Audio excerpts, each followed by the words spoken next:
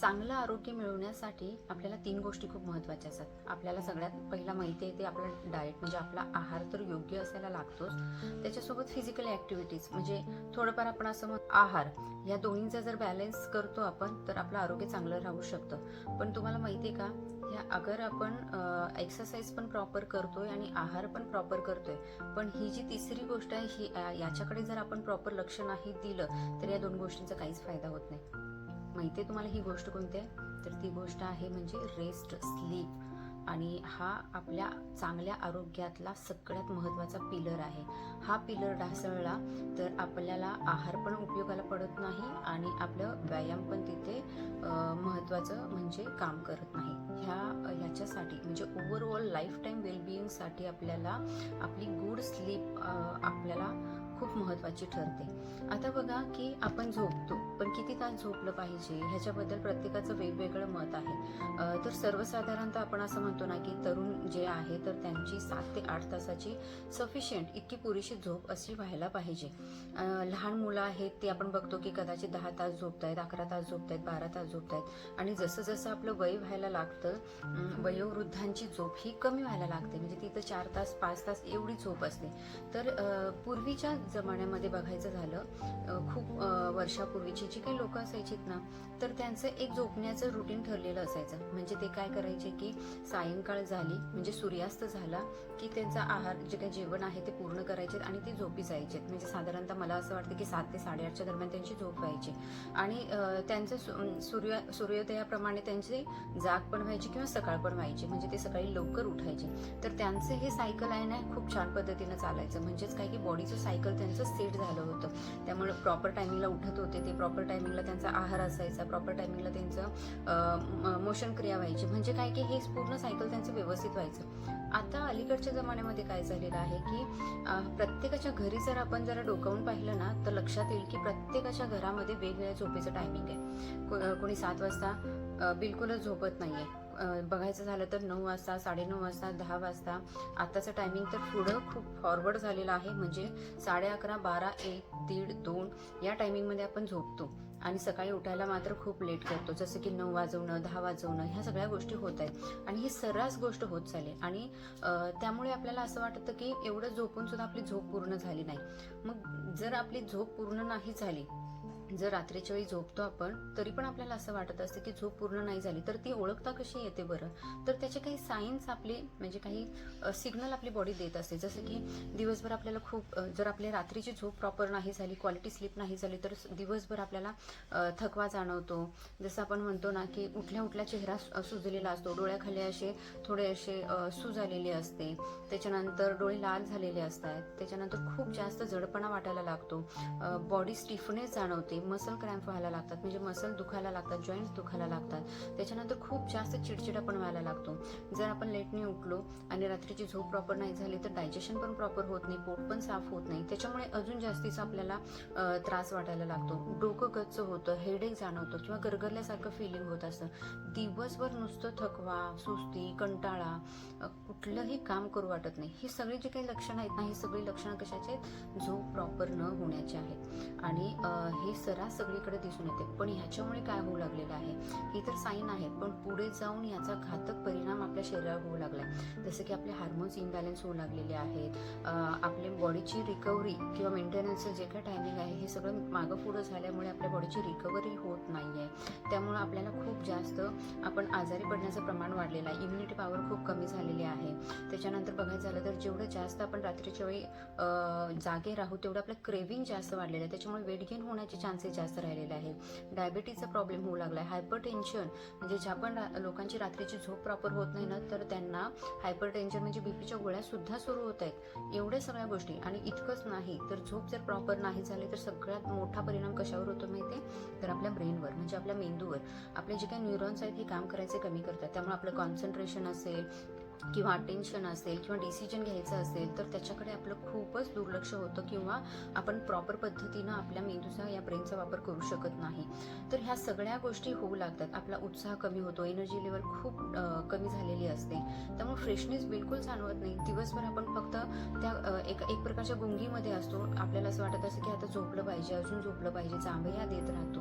तर ह्या सगळ्या गोष्टींचा परिणाम आपल्या हेल्थवर होतो. मग बघा की आपण छान पद्धतीचा आहार घेतला, एक्सरसाइज प्रॉपर केली, पण झोपेकडे दुर्लक्ष केलं. हे खूप महत्त्वाचं पिलर आहे. याच्याकडे दुर्लक्ष केलं तर हेल्थ कशी बरं चांगली राहू शकते.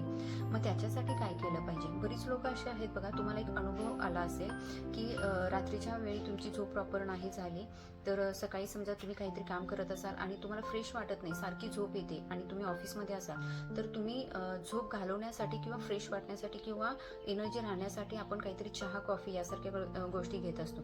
पण तुम्हाला माहिती आहे का, हे चहा कॉफीचा जो काही हे आहे, म्हणजे आपण कॉफी जर घेतली आपण, तर कॉफीमध्ये जे काही कॅफेन वगैरे असतं, बरोबर, तुम्ही ऐकलेलं असाल, तर ह्या कॅफेनचा असर आपल्या शरीरावर जवळपास 5 ते 7 तास राहत असतो. आणि जर संध्याकाळच्या वेळी जर तुम्ही 5 वाजता किंवा 7 वाजता जर कॉफी किंवा चहा घेता किंवा ऑफिसवरून आल्यानंतर 7:30-8 वाजता जर कॉफी घेत असाल, तर त्याच्यामधलं कॅफेन काम करायला लागतं. म्हणजे आपल्याला जाणून बुजून जबरदस्तीनं जागं ठेवायला लागतं आणि त्याच्यामुळे पुढचे 5 ते 7 तास आपल्याला झोप येत नाही, म्हणून रात्री लवकर झोप येत नाही. जर तुम्ही लेटनी कॅफेनयुक्त पदार्थ खात असाल तर त्याच्यामध्ये चॉकलेट्स सुद्धा येतात. त्यामुळे आपल्याला लक्ष द्यायचं आहे की कॅफेनवाले कोणतेही पदार्थ जर असतील ना, चहा असू दे, कॉफी असू दे किंवा कोणत्याही पद्धतीचे एनर्जी ड्रिंक्स असू दे, ते तुम्हाला दुपारी 4च्या आतच घ्यायचे आहेत. 4 नंतर शक्यतो नाही घ्यायचे. ही एक तर महत्वाची गोष्ट आहे. बघा, आपल्याला झोप आली ही जाणीव कशी काय होते, तर झोप येण्याचे एक नॅचरल म्हणजे नैसर्गिक अशी गोष्ट कोणती आहे की डोळ्यावर जर अंधार पडतोय ना, तर डोळ्यावर अंधार पडला संध्याकाळच्या टायमिंगला, सूर्यास्त झाल्यानंतर डोळ्यावर अंधार पडला की आपल्याला मस्तपैकी एक मेलॅटोनिन हार्मोन आपल्या शरीरामध्ये सिक्रेट होत असतं, म्हणजे ब्रेनमध्ये सिक्रेट होत असतं. ते आपल्याला सांगत असतं की आता रात्र झाली, आता आपल्याला झोपेची वेळ आहे आणि आपल्याला झोपी गेलं पाहिजे. पण अलीकडच्या काळामध्ये आपण बघू शकतो की आपण खूप जास्त कशाचा वापर केलेला आहे, तर लॅपटॉप्स असतील, मोबाईल असतील, सर्रास लहान मुलांपासून मोठ्यांच्या प्रत्येकाच्या हातात आपल्याला एक डिव्हाइस बघायला मिळतं, तो म्हणजे मोबाईल. सगळ्यांचा आवडीचा आहे. आणि आपण जेव्हा मोबाईल, लॅपटॉप समोर किंवा टीव्ही समोर असतो, तर त्याचे ब्लू लाईट्स जे आहेत ते आपल्या डोळ्यांमध्ये गेल्यानंतर आपल्या ब्रेनला सिग्नल काय मिळतो की अजून दिवस चालू आहे. त्यामुळे अजून आपली बॉडी काय आहे, आपलं ब्रेन काय, मेलॅटोनिन हार्मोन सिक्रेट करत नाही. त्यामुळे रात्रीच्या वेळी आपल्याला लवकर झोप येत नाही. तर हे एक बॅड इम्पॅक्ट आपल्याला हे इलेक्ट्रिक डिव्हाइस आता सध्या पाहिजे. जर झोपायच्या आधी 1 तास आपल्याला ह्या सगळे जे काही इलेक्ट्रिक डिव्हाइस आहेत त्याच्यापासून दूर राहिलं पाहिजे. आपल्या बेडरूमची लाईट आहे ती थोडी ऑफ लाईट केली पाहिजे, टीव्ही बंद केली पाहिजे, मोबाईलपासून 1 तास तरी आपल्याला दूर राहिलं पाहिजे. शक्यतो जर तसं होत नसेल तर आपल्याला नाईट मोडवर आपला मोबाईल ठेवणं गरजेचं आहे. तर होणार आहे की पुढे भविष्यात आपल्याला खूप सारे वेगवेगळ्या पद्धतीचे चॅलेंजेस होऊ शकतात. आणि बघा, आपण नेहमी म्हणतो की कर्ज हे कधीही काढू नये आणि काढलं तर ते वेळीच फेडलं पाहिजे, बरोबर. तसंच झोपेचं पण कर्ज हा प्रकार असतो. माहिती का तुम्हाला कशा पद्धतीचा आहे? हा एक असा प्रकार आहे बघा, प्रत्येकाच्या बॉडीला वेगवेगळ्या तासाची झोप सफिशियंट असते, पुरेशी असते. कदाचित मला 4 तास झोपल्यानंतर फ्रेश वाटू शकतं, तसं समोरच्या व्यक्तीला 6 तास झोपल्यानंतर फ्रेश वाटू शकतं, तुम्हाला कदाचित 7 तास झोपल्यानंतर फ्रेश वाटू शकतं. असं नाहीये की प्रत्येकाला 7 तास झोपलं पाहिजे, असं नाहीये. प्रत्येकाच्या बॉडीनुसार वेगवेगळ्या पद्धतीचं टायमिंग हे असू शकतं. पण जर मला 7 तासाची झोप जर सफिशियंट असेल आणि त्याच्यातलं मी आज काहीतरी काम आहे किंवा मी आज टीव्ही बघत बसले आणि त्याच्यामुळे मी फक्त 5 तासाची झोप घेतली, तर 2 तासाचं माझ्या शरीरावर झोपेचं कर्ज राहतं, म्हणजे ते पुढे फॉरवर्ड केलं जातं. असं जर मी रोजचे 2 तास 1.5 तास जर असं झोप मी पुरेशी घेतली नाही, तर एक दिवस असा येतो की त्या दिवशी एका पूर्ण दिवसाची 7 तासाची माझी झोप जी आहे ही इनकम्प्लीट राहते, म्हणजे अपुरी राहते. आणि तेव्हा माझ्या बॉडीला साईन दिसायला लागतं की जबरदस्तीनं माझी बॉडी मला झोपवण्याचा प्रयत्न करायला लागते. मग ह्या गोष्टी कधी घडून येतात माहिती आहे का? जेव्हा आपण ड्रायव्हिंग करत असतो किंवा काम करत असतो, अचानकच आपले झपकी लागते म्हणतो आपण, किंवा आपले डोळे झाकतात आणि मग अशा वेळी आपल्याला ॲक्सिडेंट होण्याचे चान्सेस राहतात. मग हीच गोष्ट आपल्या रात्रीच्या वेळी पण आहे बघा. रात्रीच्या वेळी आपण जर ड्रायव्हिंग करत असेल आणि त्या टायमिंगला खूप झोपेची गरज असते, पण आपण कॉफी घेऊन चहा घेऊन आपण काय केलेलं असते, झोप थोडीशी पुढे फॉरवर्ड केलेली असते. पण एक वेळ अशी येते की तिथं ह्या सगळ्या गोष्टींचा असर होणं थांबतं आणि आपले जे काही डोळे आहेत हे आपोआप झाकतात आणि आपल्याला आपोआप एक डुलकी लागते आणि तीच डुलकी आपल्याला घातक ठरू शकते. त्यामुळे क्वालिटी स्लीप घेण्याचा प्रयत्न केला पाहिजे आणि याच्यासाठी आपण काही प्रिकॉशन घेऊ शकतो की आपण ही इम्प्रूव्ह कशी करू शकतो, म्हणजे झोप चांगल्या पद्धतीने येण्यासाठी काय काय कुठल्या गोष्टी फॉलो करू शकतो. तर सगळ्यात पहिला कुठली गोष्ट फॉलो करायची आहे तर ती आपल्या जेवणाकडे प्रॉपर लक्ष द्यायचं आहे. 3 मील प्लॅन आपल्याला फॉलो करायचा आहे. म्हणजे सकाळी नाश्ता हा प्रॉपर प्रोटीनयुक्त असला पाहिजे, दुपारचं जेवण, रात्रीचं जेवण हे झोपण्याच्या आधी 3 तास असलं पाहिजे. समजा आपण 10 वाजता झोपत असेल तर 7 वाजता आपलं हे जेवण इथं झालं पाहिजे. आणि रात्रीचं जेवण हे हलकं असलं पाहिजे. जर आपण फुल जेवण घेत असेल किंवा स्पायसी खात असेल, नॉनव्हेज खात असेल किंवा गोड खात असेल तर त्याचा परिणाम आपल्या पूर्ण बॉडीवर होत असतो, कारण ते फूड डायजेस्ट करण्यासाठी ब्लड सर्क्युलेशन सगळं डायजेशनकडे जात असतं. त्यामुळे आपल्याला जी रेस्ट पाहिजे असते ती रेस्ट प्रॉपर मिळत नाही. दुसरी महत्त्वाची गोष्ट आहे की झोपण्याच्या आधी मी जसं सांगितलं की सगळे डिव्हाइस बंद करायचे. 1 तास आधी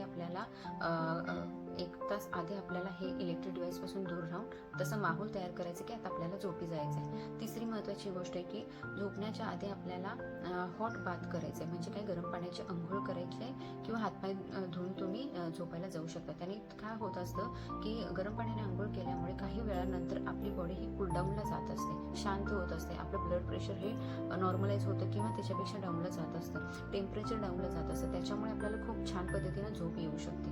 चौथी महत्त्वाची गोष्ट आहे की आपल्या खाण्यामध्ये, आपल्या आहारामध्ये प्रोटीन्स आणि त्याच्यासोबत आपलं बघायचं झालं तर मॅग्नेशियम हे न्यूट्रिएंट असणं खूप गरजेचं आहे. कारण का मॅग्नेशियम हे असं आहे की ज्याच्यामुळे आपल्याला आपलं मेलाटोनिन हार्मोन सिक्रेट करायला मदत करत असतं आणि खूप छान पद्धतीनं झोप यायला मदत होत असते. अजून एक महत्त्वाची गोष्ट काय आहे की बघा, रात्रीच्या वेळी शक्यतो जास्तीत जास्त पाणी नाही प्यायचे, कारण रात्री जर पाणी पिलं तर आपली रात्री झोपेला आपल्याला वॉशरूमला उठावं लागेल आणि आपली झोप डिस्टर्ब होऊ शकते. तर ती एक गोष्ट आपल्याला करणं खूप गरजेचं आहे. आणि अजून एक महत्त्वाची गोष्ट आहे की जसं आपलं बायोक्लॉक सेट व्हायला लागेल 3 मील प्लॅन फॉलो करून, तेव्हा डायजेशन प्रॉपर होणार आहे, झोप प्रॉपर होणार आहे आणि त्याच्यामुळे झोप पण प्रॉपर पद्धतीनं लागल्यामुळे आपल्या बॉडीचा नाही तर स्ट्रेस खूप कमी होणार आहे. आता झोप न येण्यापाठीमागचं अजून एक कारण होतं ते म्हणजे खूप जास्त विचार करणं, टेन्शनमध्ये राहणं, स्ट्रेस असणं. आणि आत्ता तर अशी एक पण व्यक्ती नाही आहे समाजामध्ये की जी स्ट्रेसमध्ये नाही आहे. कुठल्या ना कुठल्या गोष्टीचं टेन्शनही आपल्याला राहतंच. असं कुठलाही माणूस नाही की स्ट्रेस फ्री राहू शकतो. पण हे स्ट्रेस हँडल कसं करायचं किंवा स्ट्रेस मॅनेज कसं करायचं हे मात्र शिकलं पाहिजे. आणि त्याच्यासाठी एक गोष्ट महत्त्वाची ठरते ती म्हणजे मेडिटेशन. आपल्याला आपल्या विचारांवर कंट्रोल करता आलं पाहिजे. त्याच्यासाठी आपण योगाचा उपयोग करू शकतो. रात्री झोपताना छान पद्धतीनं म्युझिक लावू शकतो, छान एक 10 मिनिटाचं मेडिटेशन करू शकतो. आणि दिवसभरामध्ये ज्या पण काही घटना घडलेल्या असतात त्याच्यासाठी जर वाईट घटना असेल तर सॉरी म्हणू शकतो, आपलं काही चुकलं असेल तर सॉरी म्हणू शकतो. आणि जर दिवसभरामध्ये ज्या पण काही वाईट चांगल्या गोष्टी घडल्या त्या सगळ्या गोष्टींसाठी थँक्यू म्हणू शकतो. म्हणजे एक ग्रेटफुल जेव्हा आपण होतो, ग्रॅटिट्यूड व्यक्त करतो ना, तेव्हा एक मनावरचा भार कमी होतो आणि आपल्याला झोप लागायला खूप छान त्याची मदत होत असते. तर ही एक गोष्ट आपण करू शकतो. आणि बघा, थकलेली बॉडी ही कधीही झोपायला तयार असते, कुठेही झोपू शकते. त्यामुळे आपल्या ह्या 24 तासाच्या रुटीनमध्ये 1 तास आपल्याला व्यायामासाठी देणं खूप गरजेचं आहे, जेणेकरून की फिजिकल ॲक्टिव्हिटीज प्रॉपर होत असेल, काम छान पद्धतीने आपण जर करतोय, म्हणजे शारीरिक कष्ट पण असेल आणि मानसिक कष्ट पण असेल तर आपल्याला रात्रीच्या वेळी खूप छान पद्धतीने झोप येऊ शकते. So thank you so much everyone. काही ह्या गोष्टी आहेत ह्या तुमच्या रुटीनमध्ये ॲड करा, जेणेकरून की तुम्हाला छान पद्धतीने ह्या झोपेच्या पिलरचा तुमचं आरोग्य चांगलं ठेवण्यासाठी उपयोग होईल. Thank you very much.